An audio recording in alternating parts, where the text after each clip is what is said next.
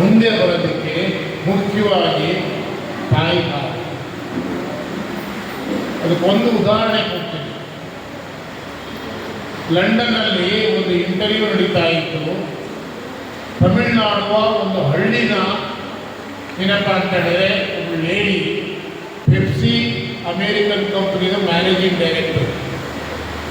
ಅವರು ಕೇಳಿದ್ರು, ನೀವು ಇಷ್ಟು ಬಡತನದಿಂದ ಇಂಥ ಒಂದು ಹಳ್ಳಿಯಿಂದ ಇವತ್ತು ಇಂಟರ್ನ್ಯಾಷನಲ್ ಕಂಪನಿಯ ಮ್ಯಾನೇಜಿಂಗ್ ಡೈರೆಕ್ಟರ್ ಹೇಗಾದ್ರೆ ಅಂತ.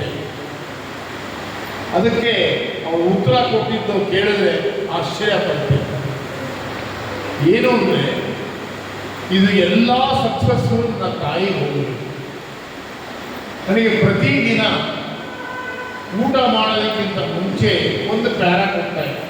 ಹೋಗು ಬಾತ್ರೂಮ್ಗೆ, ಬಾಗಿಲು ಹಾಕು, ಮಿರರ್ ಮುಂದೆ ಇದು ಕಂಟಿನ್ಯೂಸ್ ಆಗಿ ಓದು, ಅದನ್ನು ಮಗಪ್ ಮಾಡು, ನಿನಗೆ ಯಾವಾಗ ಸಮಾಧಾನ ಆಗುತ್ತೋ ನನ್ನ ಮುಂದೆ ಬಂದು ಒಪ್ಪಿಸು, ಆವಾಗಲೇ ನಿನಗೆ ಊಟ ಕೊಡೋದು ಅಂತ. ಆ ಒಂದು ಪನಿಷ್ಮೆಂಟ್ ಕೊಟ್ಟಿದ್ದಕ್ಕೆ ಇವತ್ತು ನಾನು ಈ ಮಟ್ಟಿಗೆ ಬೆಳೆದೀನಿ. ಮುನಿನಾರಾಯಣ ಅವರು ಹೇಳಿದ್ರಲ್ಲ, ಅದು ಬಹಳ. ಯಾಕೆಂದರೆ ಒಬ್ಬ ವ್ಯಕ್ತಿಗೆ ಹೊಟ್ಟೆ ತುಂಬ ಊಟ ಹಾಕಿದಾಗ ಅವನು ಖಂಡಿತ ನಿಮಗೆ ನೆನೆಸ್ತಾನೆ. ಆದರೆ ವಿದ್ಯಾಭ್ಯಾಸ ಕೊಟ್ಟಾಗ, ಅವರಿಗೆ ಒಂದು ವ್ಯಾಲ್ಯೂಸ್ ಕೊಟ್ಟಾಗ, ಈ ಸಮಯದಲ್ಲಿ ನಾನೇನು ಹೇಳಲ್ಲ. ಯಾಕೆಂದರೆ ಅವರು ಬೇಕಾದಷ್ಟು ಕೆಲಸಗಳನ್ನು ಮಾಡ್ತಾ ಇದ್ದಾರೆ. ಅವರಿಗೆ ನೀವು ಕೈ ಜೋಡಿಸಿ, ನಿಮ್ಮದಕ್ಕೋಸ್ಕರ, ನೀವು ಬೇರೆಯವ್ರಿಗೋಸ್ಕರ ಅಲ್ಲ.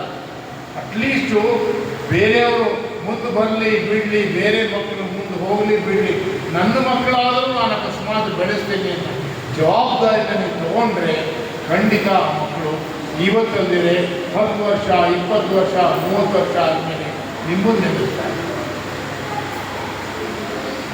ಆಮೇಲೆ ಇಲ್ಲಿ ಯಾವ ಮಕ್ಕಳಾದ್ರೂ ಅಷ್ಟೇ, ಪ್ರೈವೇಟ್ ಸ್ಕೂಲಲ್ಲಿ, ಅಂದರೆ ಸರ್ಕಾರಿ ಶಾಲೆಯಲ್ಲಿ ಫೀಸ್ ಮಾಫ್ ಇರುತ್ತೆ.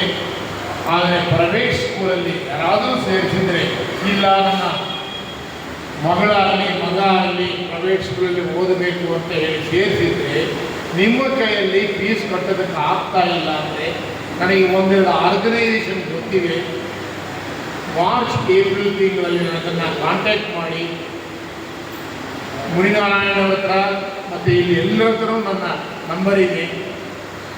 ಒಂದು ಸರಿ ಏನಪ್ಪ ಅಂದ್ರೆ ಆ ಸಿಸ್ಟಮ್ಮು ಪೂರ್ತಿ ವಾಟ್ಸಪ್ಪಲ್ಲಿ ಡೀಟೇಲ್ಸ್ ಕಳಿಸ್ಬೇಕು. ಅಂದರೆ ಮಾರ್ಕ್ಸ್ ಕಾರ್ಡು, ಸ್ಕೂಲಿನ ಡೀಟೇಲ್ಸು, ಬ್ಯಾಂಕ್ ಡೀಟೇಲ್ಸು. ದುಡ್ಡು ಅಕಸ್ಮಾತ್ ಸ್ಕಾಲರ್ಶಿಪ್ ಬಂದರೆ ನಿಮಗೆ ಕೈ ಕೊಡಲ್ಲ. ಅವ್ರೇನು ಮಾಡ್ತಾರೆ ಅಂದರೆ ಸ್ಕೂಲಿಗೆ ಕಟ್ತಾರೆ, ರಸೀದಿ ಮಾತ್ರ ನಿಮ್ಗೆ ಕೊಡ್ತಾರೆ. ಸೊ ಈ ರೀತಿ ಅನೇಕ ಸಂಸ್ಥೆಗಳು ಕೆಲಸ ಮಾಡ್ತಾ ಇವೆ. ಆದರೆ ಅದನ್ನು ನೀವು ಉಪಯೋಗಿಸ್ಕೊಂಡು ನಮ್ಮ ಮಕ್ಕಳು ಮುಂದೆ ಬರಲಿ ಅನ್ನೋದು. ಇದರಲ್ಲಿ ಜಾತಿ ಧರ್ಮ ಯಾವುದೂ ಇಲ್ಲ. ಮುಖ್ಯವಾಗಿ ಮಕ್ಕಳಿಗೆ ಮೊದಲು 10 ವರ್ಷ ನೀವು ಡೈರೆಕ್ಟರು, ಆ ಮಕ್ಕಳು ಆ್ಯಕ್ಟರ್.